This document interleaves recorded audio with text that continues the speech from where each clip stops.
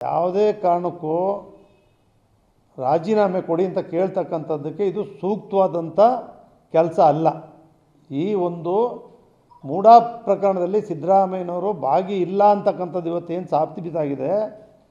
ಈ ವಿಚಾರವಾಗಿ ರಾಜೀನಾಮೆ ಕೊಡಿ ಅಂತ ಹೇಳ್ತಕ್ಕಂಥದ್ದು ಸರಿಯಲ್ಲ, ಸರಿಯಾಗಿರಲಿಲ್ಲ. ಯಾವುದೇ ಪ್ರಭಾವ ಮಾಡ್ತಕ್ಕಂಥ ದೊಡ್ಡ ಇದೇನಾಗಿದೆ, ಅದು ಏನಾಗಿದೆ ದೊಡ್ಡದು? ಸಿದ್ದರಾಮಯ್ಯನವರು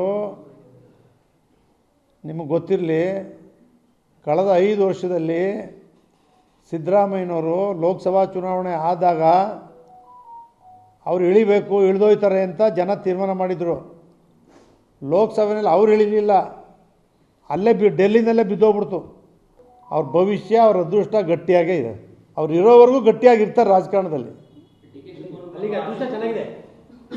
ಅದೃಷ್ಟ ಅವ್ರಿಗೆ ಬೇರೆ ಯಾರಿಗೂ ಇಲ್ಲ. ಸಿದ್ದರಾಮಯ್ಯನವ್ರಿಗಿರ್ತಕ್ಕಂಥ ಅದೃಷ್ಟ ಬೇರೆ ಯಾರಿಗೂ ಕೂಡ ಇಲ್ಲ.